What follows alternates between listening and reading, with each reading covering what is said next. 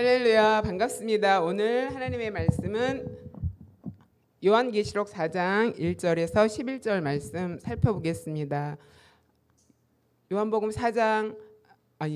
요한계시록 4장하고 5장은 하늘에서 드려지는 예배의 모습이 나옵니다. 그래서 지상의 교회는 완전한 예배가 아닌데 하늘에서 지금도 하나님 앞에 드려지는 예배는 어떤 예배인지 우리가 살펴보면서 우리의 예배가 하늘에서 드려진 예배에 가깝도록 노력하는 그런 시간이 되기를 바랍니다. 요한복음을 이제 서론, 본론, 결론으로 이렇게 보면은 1장이 서론이고요. 2장, 3장이 교회에 대한 하나님의 말씀이에요. 요한에게 하나님이 7교회에게 네가 본 것을 기록해서 보내라 이렇게 말씀하셨죠. 그래서 7교회에 대한 그 하나님의 말씀이 담겨 있고요. 4장, 5장은 하늘에서 드려지는 예배의 모습이 나오고 있습니다. 그 다음에 6장에서 21장까지는 심판, 그 다음에 22장은 결론으로 새하늘과 새 땅의 모습이 나옵니다. 그러면 그 요한계시록에서 그 강조하는 게 뭐냐? 교회가 중요하다. 그 다음에 예배가 중요하다. 그 다음에 마지막 날 하나님의 심판이 있다. 이 세 개가 메시지예요. 우리가 그 역대상 묵상하면서 많이 얘기했죠. 전반부에는 족보를 통해서 정체성, 누구냐, 이스라엘 백성이 누구냐, 바벨론 포로에서 돌아온 이스라엘 백성이 누구냐, 정체성을 알리는 하나님의 자녀다. 이걸 알아야 된다. 그리고 나머지 10장부터 마지막 절까지는 성전 건축을 준비하는 다윗의 모습을 통해서 예배가 중요하다고 얘기했죠. 그런데 요한계시록에서도 교회가 중요하고 예배가 중요하다라는 것을 강조하는 것을 볼 수가 있습니다. 그래서 7교회의 예배는 완전한 예배가 아니었어요. 막 그 승리한 것 같으면서도 또 고난을 당하고 또 고난 가운데 넘어지고 그다음에 우상을 허락하고 그다음에 황제 숭배를 허락하고 그것 때문에 순교하는 사람도 있고 막 여러 가지 교회의 모습이 2장 3장에 나오고 있습니다. 그런데 거기서 드려지는 교회의 목적이 예배잖아요. 그래서 지상교회에서 드려진 예배는 온전한 예배가 아니었어요. 그런데 하나님께서 4장 5장을 통해서 요한을 하늘로 부르십니다. 그러면서 하늘에서 펼쳐지는 그 예배를 보여주는 것을 볼 수가 있어요. 그래서 오늘 우리가 하늘에서 드려진 예배는 어떤 예배인가를 살펴보면서 우리의 예배의 목표를 바르게 세웠으면 좋겠습니다. 자, 여기 보면은 4장이 이게 요약이 된 거예요. 4장이 어떻게 요약이 되냐면 보좌가 나와요.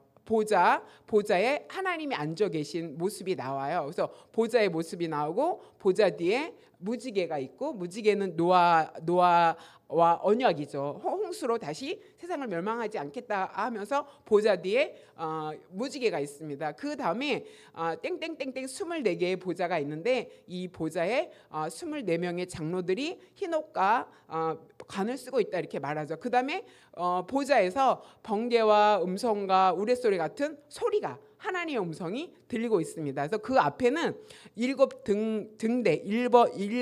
등불이 있는데 켜져 있는 7개의 등대가 있다 이렇게 말하고요. 그 앞에는 네 개의 그 동물의 모습이 나옵니다. 생물의 모습이 나오고 그 앞에는 수정과 같은 바다가 있다 이렇게 이야기하는 것이 지금 4장의 내용입니다. 그래서 이렇게 하면서 하나님 앞에 예배가 드려지고 있습니다. 그래서 이것을 잘 풀어가면서 하늘에서는 어떤 예배가 이루어지고 있는지 살펴보기로 하겠습니다. 4장 1절에 보니까 이 일 후에 7교회의 환상을 보여주신 후에 하나님이 요한을 이렇게 요한이 하늘을 보니까 하늘에 뭐가 있다? 열린 문이 있다. 하늘 문이 열렸어요. 열리면서 내가 처음 들은 그 음성, 나팔 소리 같은 큰 음성이 들렸다고 했잖아요. 그 예수님의 음성이 들리면서 이리 올라오라.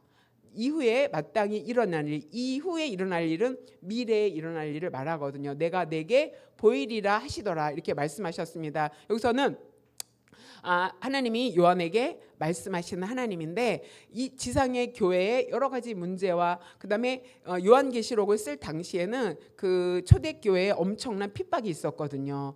그런 핍박과 또 환란을 통해서 성도들이 막 도망가야 되고 숨어야 되고 그런 어려움을 겪고 있었을 때 하나님께서 하늘문을 열어주시면서 요한을 하나님 앞으로 부르시는 것을 볼 수가 있습니다. 그래서 하나님 이 땅에 우리가 막힌 어떤 삶의 삶 때문에 힘들어하고 여러 가지 어려운 일이 우리가 겪고 살잖아요. 그럴 때는 어떻게 되냐? 하늘의 열린 문을 바라보고 거기서 말씀하시는 하나님의 음성이 나팔소리 같은 음성이 큰 음성이 여러분에게 들려지기를 소망합니다. 요한에게 말씀하셨던 하나님이 살아계셔서 오늘도 힘들어하고 또 고난 가운데 있고 또 내 힘으로 감당하지 못하는 어려움을 당한 우리에게 하나님이 말씀하실 줄 믿습니다. 그 다음에는 요한이 이제 하나님 예수님의 초대를 받고 하늘로 올라갔죠. 환상을 보는데 앉으신 이의 모양을 봤다 이렇게 말하죠. 그 앉으신 보좌에 앉으신 그 모양을 봤는데 벽옥 같고 홍보석 같은 그런 같고 그러니까 보좌에 앉으신 이는 하나님인데 그 모양이 벽옥 같고 홍보석 같다. 이게 보석과 같은 영광의 하나님. 그러니까 모양만 얘기했지 어떤 형체를 얘기하지 않았어요. 그것을 사람이 볼 수가 없어요. 그런데 그런 아까 봤듯 보좌에 그 하나님이 앉아 계시고 그 뒤에 뭐가 있다? 무지개가 있어서 보좌를 둘렀다. 뒤에 앞에 보면은 보좌 뒤에 무지개가 둘려 있죠. 이 무지개가 둘려 있는데 그 모습이 녹보석 같다 이렇게 말하잖아요. 자, 이 무지개는 아까 말했듯이 노아 심판 후에 하나님이 다시는 물로 세상을 심판하지 않겠다. 그것을 약속하는 상징으로 무지개를 주셨거든요. 창세기 9장 13절에 보면 이렇게 말합니다. 내 무지개를 구름 속에 두었나니 이것이 나와 세상 사이의 언약의 증거다. 그러면서 내가 나와 너희와 및 육체를 가진 모든 생물 사이에 내 언약을 기억하리니 하나님께서 하나님과 너희 사람과 육체를 가진 모든 생물 피조물과 언약을 맺었다라는 것을 여기서 말해주고 있어요. 그러면서 다시는 물로 모든 육체를 멸하는 홍수를 내리지 않겠다. 그래서 물로 심판하는 일은 없겠다 이렇게 말씀하셨습니다. 그러면서 그 언약의 무지개를 어디에 두었다? 그 보좌 뒤에 두면서 내 언약을 기억하겠다 이렇게 말씀하세요. 그러니까 하나님이 보좌에 앉아 계시는데 그 뒤에 무지개를 보면서 언약을 기억하면서 물로는 다시 세상을 심판하지 않겠다 이렇게 말씀하시는 거죠. 그래서 여기서 표현하는 하나님은 언약을 기억하신 하나님, 약속을 기억하신 하나님, 그것을 뒤에다 두고 보고 계시면서 하나님이 그 약속을 지키고 계신다는 것을 말해주고 있습니다. 자, 그런데 우리가 생각해 볼 것은 이 무지개를 동성애자들이 사용하고 있어요. 동성애 깃발이 무지개거든요. 그러면 이 동성애자들은 이 무지개를 무슨 의도로 사용하고 있는지 우리가 살펴봐야 됩니다. 여기서 하나님은 내 무지개다. 구름 속에 두었다. 그다음 내가 그것을 보고 내가 언약을 기억하기 위해서 상징으로 하나님 두시고 보좌 뒤에 두신 내 무지개, 하나님의 무지개인데 그 무지개를 동성애자들이 깃발을 가지고 사용하고 있습니다. 여기서 보면은 그 무지개의 의미는 거기서 뭘 동성애자들이 뭘 상징하냐면은 다양성의 상징이다 이렇게 말합니다. 색깔이 이제 7개인데 동성애자들은 6개의 색깔을 사용하고 있더라고요. 그러면서 다양성의 성별의 다양성, 성 정체성의 다양성, 문화의 다양성을 의미한다라고 얘기하고 있고요. 그다음에 자긍심의 상징이다. 동성애는 이제 수치다 이렇게 생각을 했는데 그 수치심을 이제 거부한다. 그 다음에 내 존재에 대한 긍정적인 의미로 자긍심을 상징한다 이렇게 이야기하고 있어요. 그 다음에 해방과 저항의 상징으로 사용하고 있습니다. 이 말은 억압된 성소수자의 권리와 해방을 의미한다 이렇게 이야기하고 있어요. 그 다음에 사랑의 상징이다 이렇게 말합니다. 이것은 하나님께서는 모든 형태를 사랑하신다 이렇게 동성애자들이 거기서 주장하고 있습니다. 그래서 그 동성애자들이 사용하는 무지개의 의미가 이렇게 있고요. 그다음에 의도, 이게 하나님이 내신 거잖아요. 하나님 만드시고 내 무지개다 이렇게 해서 약속의 상징인데, 그 동성애자들이 사용하는 그 무지개의 의도는 뭐냐면은 기독교를 정면으로 도전하려는 목적이 그 안에 있다 이렇게 말합니다. 그건 뭐냐면은 무지개를 동성애자들이 깃발로 사용하는 것은 의도적으로 기독교를 전복하려고 한다 이렇게 말해요. 그러면서 그들은 기독교가 자신들을 억압한다고 생각하고 있다. 그다음에 기독교의 상징을 자기들의 자유를 주장하는 수단으로 사용한다 이렇게 말하고 있어요. 그러면서 하나님이 우리도 사랑한다 이렇게 말해요. 그러면서 기존 교리를 부정하는 거죠. 자, 하나님이 우리를 사랑한다는 맞아요. 그런데 그 이전에 교리에 말씀에 뭐라 그랬냐면 동성애는 죄다라는 것이 구약의 면면이, 신약의 면면이 죄라는 것을 지적하고 있거든요. 그러면 사랑 이전에 그것은 죄라는 것을 의식해야 되는데 교리는 부정하고 하나님이 우리도 사랑한다. 그것을 거기서 주장하고 있습니다. 그래서 성경의 교리를 무시하고 성경책을 사랑으로만 해석하려고 한다. 근데 그 의도 안에는 기독교를 정면으로 도전한다. 이건 뭐냐면 하나님을 정면으로 도전한다라는 것을 볼 수가 있어요. 두 번째 의도는 뭐냐면 종교와 공존하려는 의도가 그 안에 있다 이렇게 말하고 있습니다. 그래서 이들은 동성애도 하나님의 창조 안에 있다 이렇게 주장하고 있어요. 그래서 이걸 무지개 상징을 통해서 자신들의 존재를 정당화하려고 하고 있다. 그다음에 예수님은 누구도 정죄하지 않았다. 예수님은 우리를 정죄하지 않는다 이렇게 말해요. 그래서 신학교 안에 기독교 퀴어 모임이 있어요. 그 모임을 통해서 그 종교와 공존한다. 예수님이 우리를 부정하지 않았다. 이렇게 이야기하고 있습니다. 그 다음에 기독교 교리를 바꾸려는 의도를 가지고 있다고 합니다. 여기서 뭐냐면 성경이 가르치는 성윤리를 바꾸려는 시도를 하고 있다. 그 다음에 이들은 단순히 기독교에서 자신을 받아들이려는 것뿐 아니라 동성애에 대해서 친화적으로 내부 안에서 변화돼야 된다고 주장한다. 그래서 동성애자들에게 안수를 줘야 된다. 그래서 동성애 목회자를 여기서 말하고 있고요. 그다음에 동성애 결혼, 동성애 축복, 성소수자를 사역자로 만들어라 이렇게 주장하고 있습니다. 자, 그런데 이들이 미워하는 거죠. 하나님의 말씀을 자기 뜻에 맞게 인간적인 해석을 통해서 미화하는데 이거는 영적인 왜곡이다 이렇게 생각하셔야 됩니다. 그다음에 이것은 단순한 문화 현상이 아니라 하나님의 창조 질서에 대적하는 영적 전쟁이라는 것을 우리가 의식하고 있어야 됩니다. 그래서 성경적인 입장을 잘 알고 계셔야 돼요. 어떻게 성경이 말하냐면 성경은 동성애를 명백한 죄로 규정한다. 여러분이 기억하시기 바랍니다. 그다음에 동성애자들도 하나님의 형상이지만 죄의 결과로 왜곡되었다라는 것을 인지해야 된다. 그다음에 그들도 회개하고 복음을 믿으면 구원받을 수 있다. 이렇게 인정해야 되고요. 그러나 진리를 굽히면 안 되고 사랑으로 말해야 된다. 그러니까 진리를 변화시켜서 진리를 왜곡시켜서 그래 사랑이니까 우리가 수용해야지 받아들여야지 하면 안 된다라는 것을 기억하셔야 됩니다. 자, 이렇게 하나님은 보좌 뒤에 무지개를 두고 계시면서 내가 너와 언약한 것을 기억하겠다 이렇게 말씀하고 계십니다. 자, 이렇게 무지개의 의미를 우리가 잘 기억해야 되겠고요. 이것은 하나님을 정면으로 도전하는 그런 영적인 왜곡과 영적인 전쟁이라는 것을 기억하시기 바랍니다. 그래서 여기서 말해주는 것은 하늘의 보좌에서는 하나님 중심의 예배를 드린다라는 것을 이야기하고 있어요. 그래서 말씀하시는 하나님, 기억하시는 하나님, 그 다음에는 어떻게 나오냐면 보좌 중심에 계신 그 성부, 성자, 성령 하나님에 대해서 설명하고 있습니다. 2절에 보면 내가 성령에 감동되었더니 보라 하늘에 보좌가 베풀었고 그 다음에 보좌에 앉으신 이가 있는데 이렇게 말하죠. 여기서 보좌는 뭘 말하냐면 하나님의 통치, 하나님의 심판, 하나님의 은혜의 보좌 앞에, 하나님의 통치의 보좌 앞에, 또 하나님의 심판의 보좌 앞에, 또 승리한 보좌 앞에 이런 것들을 하나님의 보좌가 상징하고 있습니다. 그 보좌에 앉으신 이가 있었는데 아까 벽옥과 홍옥 같다 그랬죠. 하나님이 성부 하나님이 그 보좌에 앉아 계신 것을 여기서 말해주고 있습니다. 그 다음에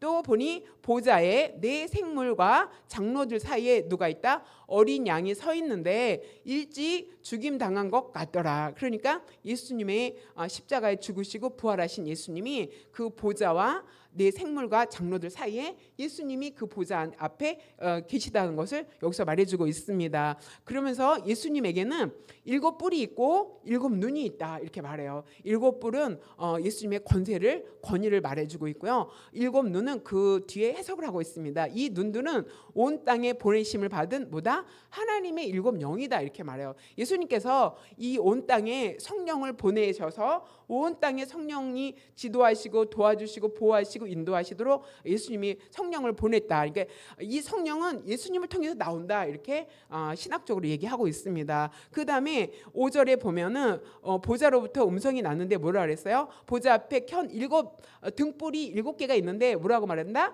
하나님의 7영이다 이렇게 말해요. 이것도 성령이거든요. 그러면 성령은 성부 예수님을 통해서 오시고 성령은 성부 하나님을 통해서 성자 예수님을 통해서 성령이 우리에게 주어진다라는 것을 이야기하고 있습니다. 자, 그래서 예수님께서 성령을 이 땅에 보내주고 계시고 그 다음에 어린 양이 나와서 보좌에 앉으신 이에 보좌에 앉으신 성부 하나님으로부터 뭘 받았다? 두루마리를 받았다. 이 두루마리에는 이제 5장 이후 6장부터 기록된 심판의 내용이 기록되어 있습니다. 그래서 5장에 보면 그 누가 이 두루마리를 열까? 이 두루마리를 7인으로 봉해놨다 그랬잖아요. 그래서 요한이 열 사람이 없어서 울었다 막 이렇게 얘기하는데 하나님의 어린 양이 다윗의 뿌리가 승리해서 이 두루마리를 열 것이다 이렇게 말했죠. 자, 닫힌 책이 열 수 있는 사람은 예수님이다 이렇게 말하고 있어요. 우리의 삶에 닫혀 있는 부분, 내 삶에 닫혀 있는 문, 내 삶에 닫혀 있는 그 문제들, 그것을 열 수 있는 분은 예수님뿐인 줄 여러분이 믿으시기 바랍니다. 자, 이렇게 4장에는 보좌가 나왔어요. 보좌를 베풀었고 보좌 위에 앉으시니 보좌 가운데 서 계신 어린 양, 그 다음에 보좌로부터 음성이 나오고 보좌 앞에 7 등불이 있고 뭐다?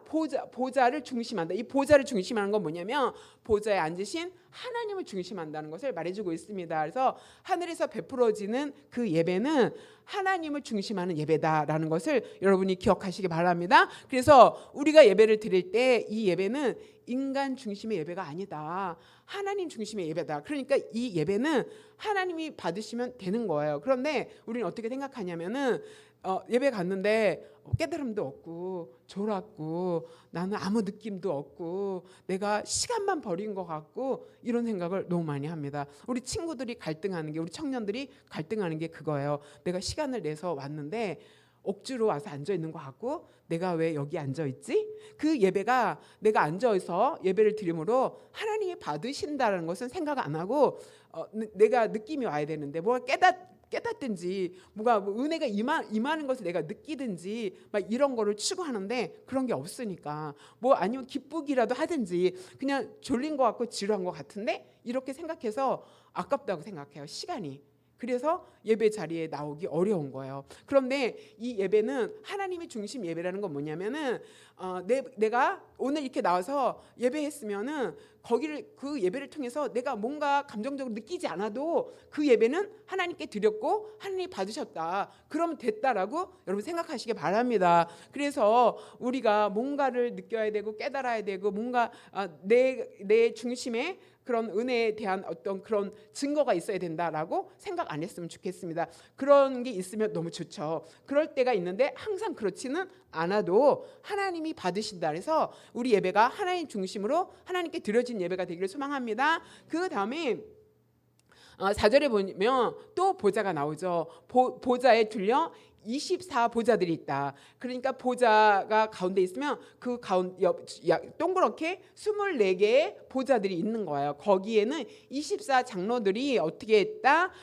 24 장로들이 흰 옷을 입고 머리에 관을 쓰고 거기 앉아 있다 이렇게 말합니다. 여기서 24 장로들은 뭘 얘기하냐면은 구약의 12지파를 얘기하고요. 신약의 12제자를 말합니다. 그러면 구약 12, 신약 제자들 12, 그럼 24잖아요. 이건 뭐냐면 구약의 하나님을 믿는 백성을 대표하고 신약의 하나님을 믿는 백성을 대표한다. 그래서 신구약의 모든 백성을 대표하는 것을 말해주고 있고요. 그건 다시 말하면 교회의 대표를 말하고 있습니다. 그래서 24 장로가 모든 교회를 대표해서 그 하나님 보좌 앞에서 예배하고 있다라는 것을 여러분 기억하시기 바랍니다. 그런데 그 장로들은 뭘 했다? 흰 옷을 입었다. 그다음에 금관을 썼다 이렇게 말해요. 흰 옷을 입었다는 것은 흰 옷을 입는 자가 하나님 앞에 설 수 있다는 것을 말해요. 이 흰 옷은 뭐라 그래요? 깨끗한 것을 말하잖아요.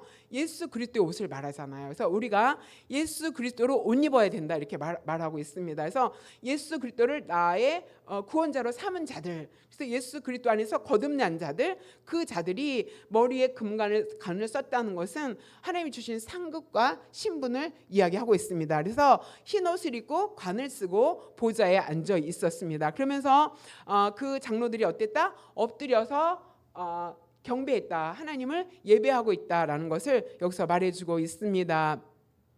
자, 그 다음에 그러니까 모든 교회가 보좌 앞에서 하나님을 예배하고 있다. 대표해서 그 다음에는 보좌 가운데와 보좌 주위에 뭐가 있다? 네 생물이 있다. 이렇게 표현하고 있습니다. 그 네 생물은 뭘 얘기하냐면은 사자 같고, 그 다음에 송아지 같고, 그 다음에 사람 같고, 그 다음에 독수리 같다 이렇게 말하고 있어요. 여기서 사자 같다는 것은 이 땅의 모든 야생 동물을 대표하는 거예요. 야생 동물을 대표해서 사자가 거기 보좌 앞에 있는 거예요. 그 다음에 송아지 같다는 것은 가축, 우리가 기르는 가축을 대표해서 송아지가 보좌 앞에서 하나님을 예배하고 있는 거죠. 그 다음에 얼굴 같고, 그러니까 모든 사람을 대표하고 있고, 그 다음에 독수리 같다는 것은 날고 있는 새를 대표해서 독수리가 하나님 보좌 앞에 있죠. 그래서 네 생물은 뭘 상징하냐면 모든 피조물을 상징하고 있어요. 이 네 생물이 어떻게 했다? 밤낮 쉬지 않고 예배하고 있다. 밤낮 쉬지 않고 거룩하다. 하나님은 거룩하다, 거룩하다, 거룩하다. 하나님은 전능하신 분이다. 전에도 계셨고 이제도 계셨고 장차 오실, 과거와 현재와 미래에 함께하실 그 예수님 거룩하신 분이다 하면서 쉬지 않는 예배를 모든 피조물이 보좌 앞에서 예배하고 있다. 그러니까 우리만 예배하는 것이 아니라 하나님이 지은 모든 피조물이 하나님의 보좌 앞에서 지금 예배하고 있다라는 것을 여기서 말해주고 있습니다. 그러면서 내가 또 들으니 땅 위에와 땅 아래와 바다 위에와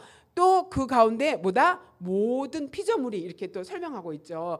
모든 피조물이 보좌에 앉으신 이와 보좌에 앉으신 성부 하나님과 어린 양 성자 예수님께 찬송과 존귀와 영광과 권능이 세세토록 있을지어다 하면서 어떻게 한다? 입술에 고백을 드리고 있다는 것을 말해주고 있어요. 그래서 밤낮 쉬지 않는 예배는 우리가 그 아담을 통해서 들었죠. 아바드 일하면서 사적인 우리 삶의 예배가 돼야 된다. 그다음에 사적인 예배와 공적인 예배가 우리 안에 일어나면 우리도 쉬지 않는 예배를 하나님께 드릴 수가 있습니다. 그래서 온 세상의 모든 피조물의 대표들이 보좌 앞에서 하나님을 예배하고 있다. 쉬지 않고 예배하고 있다라는 것을 말해주고 있습니다. 그 다음에 5장 11절에 보면 내가 또 보고 들음에 보좌와 생물들과 장로들을 둘러싼 뭐가 있다? 둘러선 많은 천사의 음성을 들었다 이렇게 말해요. 그 천사의 수가 뭐다? 만만이다. 제가 조사해봤더니요 수억이다 이렇게 말해요. 만 곱하기 만은 수억이다. 이거는 헤아릴 수 없는 큰 존재. 그러니까 아까 본 그림의 그 주변에는 수억의 천사들이, 그다음에 천천이다 이거는 수백만의 천사들이 찬양하고 있다는 것을 말해주고 있습니다. 그러면서 그들이 어떻게 찬양한다? 큰 음성으로, 큰 소리로 하나님을 찬양하고 있다. 이것은 우주적인 예배를 말하고 있습니다. 그러면서 그 천사들이 뭐라고 찬양하냐면은 죽임당하신 어린 양은 능력과 부와 지혜와 힘과 존귀와 영광과 찬송을 받으시기에 어떻다? 합당하다. 그러면서 예수님을 높이는 찬양을 하고 있습니다. 이렇게 하늘의 예배가 펼쳐지고 있죠. 모든 교회가 하나님을 예배하고 있고, 모든 피조물이 하나님을 예배하고 있고, 모든 천사들이 천천만만의 수억의 천사들이 우주적으로 하나님을 예배하고 있습니다. 이렇게 웅장한 예배가 지금 열린 하늘을 통해서 요한이 보고 왔습니다. 그러면 지금도 하나님 앞에는 이런 웅장하고 굉장한 예배가 드려지고 있다는 것을 여러분 기억하시기 바랍니다. 그래서 하늘의 예배는 어떤 예배냐? 모든 피조물이 연합해서 예배하는 거예요. 연합 예배가 우주적으로 모든 피조물과 함께 예배 드리고 있다는 것을 우리가 기억하시기 바랍니다. 그래서 나뿐 아니라 온 피조물이 하나님을 예배하고 있구나. 그럼 나는 당연히 하나님을 예배해야지. 그 의식이 우리 안에 있게 되기를 소망합니다. 그 다음에 10절에 보면 24장로들이 보좌에 앉으신 이 앞에 엎드려, 보좌에 앉으신 이가 성부 하나님이라 그랬죠. 하나님 앞에 경배 드리고 있다 그랬잖아요. 우리가 찬양과 경배라는 말을 많이 해요. 그러면 경배가 무엇인지 10절 11절을 통해서 알 수가 있습니다. 24장로들이 보좌에 앉으신 하나님께 경배를 드리는데 어떻게 드린다? 첫 번째, 엎드려서 하나님을 높인다. 엎드렸다는 것은 뭐냐면 자신을 낮추고 하나님을 높이는 거. 이게 경배인 줄 믿습니다. 우리도 우리의 마음을 하나님 앞에 낮추고 하나님을 높이는, 엎드려서 경배하는 그런 예배가 되기를 소망합니다. 그 다음에는 자기 관을, 장로들이 흰옷과 관을 쓰고 있었다 그랬잖아요. 그 관을 벗어서 하나님께 드리는 거예요. 그 관은 뭐냐면은 업적, 내가 잘한 거, 나의 재능, 나의 지위, 타인이 나를 인정하고 칭찬하는 그 모든 거, 하나님 이거 하나님이 내게 주셔서 내 재능과 내 지위와 내가 가지고 있는 모든 부와 영광, 이거 다 하나님께서 주셨는데 하나님께 돌려드립니다 라고 이 관을 다시 하나님께 드리는 거예요. 그래서 자기 관을 하나님께 드리는 거, 내가 가진 모든 것은 주님께로 왔으며 주님이 받으실 만한, 주님이 받으시는 것이 합당합니다 하고 다시 하나님께 돌려드리는 것이 경배라는 것을 여러분이 기억하시기 바랍니다. 그래서 내 가진 모든 것을 전존제를 드려서 하나님을 경배하는 저와 여러분 되시기를 바랍니다. 그 다음에 이 장로들이 뭐라고 얘기하냐면 우리 주 하나님이여 영광과 존귀와 권능을 받으시기에 합당합니다. 이렇게 말하면서 주께서 만물을 지으셨습니다. 만물이 주님의 뜻대로 있었습니다. 또 지으신 모든 것을 받았습니다. 이렇게 말하고 있어요. 이건 뭐냐면은 그 24장로들이 입술로 고백하는 거예요. 주님은 창조주 하나님입니다. 주님의 뜻대로 이 땅이 만물이 존재하고 있습니다. 라면서 입술의 고백으로 하나님을 경배드리고 있다는 것을 여러분이 기억하시기 바랍니다. 그래서 우리도 입술의 고백을 통해서 주님이 하셨습니다. 주님이 것입니다. 주님 영광 받으시옵소서. 거룩하신 주님입니다. 이런 고백을 통해서 찬양과 경배를 드리기를 바랍니다. 그 다음에는 5장 8절에 보니까 두루마리를 이제 예수님이 어린 양이 취했고요. 네 생물과 24장로들이 어린 양 앞에 엎드렸다. 그랬죠. 엎드렸다. 네 생물, 모든 피조물이 엎드렸다. 네 생물은 피조물 대표니까 24장로들, 교회 대표들이 엎드려서 경배하고 있는데 그들이 뭘 가지고 있냐면 검은고와 향이 가득한 금대접을 가졌다 이렇게 말해요. 그 금대접이 뭔지 그 뒤에 해설을 하고 있습니다. 이 향은 성도들의 보다 기도드리다 이렇게 말해요. 금 대접에 향이 가득한데 기도가 가득하면은 24장로들과 그 어린 양 앞에 엎드린 그죠? 네 생물과 24장로들이 금 대접을 가지고 기도를 하나님께 올려드린다는 거죠. 그러면 예배가 뭐냐? 기도가 채워지는 거. 기도가 채워지면 그 기도가 하나님 앞에 상달된다는 것을 여기서 말해주고 있습니다. 그래서 우리는 이 예배 가운데 정말 대접에 가득한 기도를 채우시기 바랍니다. 이런 말 많이 하죠. 기도가 채워지면 응답된다 이렇게 말해요. 아직 기도가 덜 찼다. 아직 기도가 넘쳐야 되는데 이 금 대접에 가득 차야 되는데 기다리고 있는 거예요. 막 걷어가는 거죠. 기도를 걷어가고 있는 거예요. 여러분이 금 대접 가득한 기도가 채워지길 바랍니다. 이건 뭐냐면 기도 많이 해야 된다는 거죠. 쉬지 않고 기도해야 된다는 거죠. 그래서 그 예배는 찬양, 경배와 찬양이 넘치는 그 하늘의 예배는 경배를 드리고 하나님 앞에 기도를 드리고 그 기도가 하나님 앞에 상대되는 역사가 있다는 것을 기억하시기 바랍니다. 그 다음에 9절에 보면 그들이 내 생물과 24장로 그들이 새 노래로 주님을 찬양하고 있어요. 그러니까 노냥 부르던 노래 말고 새로운 노래로 주님을 찬양합시다. 그 찬양의 내용이 뭐냐면은 두루마리를 가지신 그 예수님은 인봉을 떼기에 합당하신 분입니다. 예수님, 주님만 닫힌 그 책을 열 수가 있습니다. 우리의 닫힌 문제를 여실 수 있는 분은 주님입니다라고 찬양하는 것입니다. 그 다음에 일찍 죽임을 당하신 그 예수님은 각 족속과 방언과 백성과 나라 가운데 사람들의 피로 사서, 그러니까 족속과 백성과 나라는 온 세계를 말해요. 온 세계에 예수 그리스도의 피로 구원을 우리에게 이루어 주신 분입니다. 그래서 우리를 그 피로 하나님 앞에 드리는 하나님의 백성과 자녀가 되게 하셨습니다. 그 예수님의 행하신 일들을 찬양하는 거예요. 예수님의 업적, 예수님이 행하신 일들을 찬양의 가사로 삼아야 된다는 것을 여기서 말해주고 있고요. 그들로 우리 하나님 앞에 나라와 제사장을 삼으셨습니다. 예수님 때문에 우리가 하나님 나라의 백성이 됐고 하나님 나라의 제사장으로 예수 그리스도 이름을 의지하여 내가 직접 하나님 앞에 나갈 수 있게 되었습니다. 그리고 우리를 이 땅에 왕노릇하도록 하나님이 역사하셨습니다. 예수님이 역사하셨습니다. 이렇게 예수님이 하신 일들을 가사로 만들어서 곡을 만들어서 하나님께 찬양을 드렸습니다. 자, 이렇게 하늘의 예배는 어떻게 드려지고 있냐? 경배와 찬양이 넘치고 있다. 그래서 이 땅의 예배도 어떻게 된다? 하나님을 엎드려서 자기를 낮추고 내 가진 모든 것을 주님의 주셨으니 주님이 받으시옵소서 돌려드리고, 그 다음에 내 입술의 고백을 통해서 하나님께 영광 돌려드리는 저 여러분 되시길 소망합니다. 기도를 드리고 또 찬양을 드리는 이런 하늘의 예배가 이 땅에도 비슷하게 이루어지게 되기를, 그래서 하나님이 영광 받으시게 되기를 소망합니다. 자, 아까 처음에 봤던 이 그림 여러분이 잘 기억하시고요. 이렇게 보좌를 중심으로 모든 교회들과 피조물의 대표들과 그 다음에 무지개를 주님이 기억하시면서 예배가 드려지고 천천만만의 천사들과 함께 웅장한 예배가 지금도 하늘에서 드려지고 있다. 하나님이 우리에게 이런 예배를 받고 싶기 원하신다는 것을 기억하시기 바랍니다. 함께 기도하는 시간을 가질 텐데요. 하나님, 인간 중심이 아니라 하나님 중심의 예배를 제가 드리게 하여 주시옵소서 기도했으면 좋겠고요. 하나님, 모든 피조물이 하나님을 예배하고 있다는 것을 기억하면서 그 피조물의 하나인 제가 하나님 예배하는 자로 서게 하여 주시옵소서. 밤낮 예배가 드려지는 사적인 예배와 공적인 예배로 하나님 앞에 나가게 해주십시오 기도했으면 좋겠고요.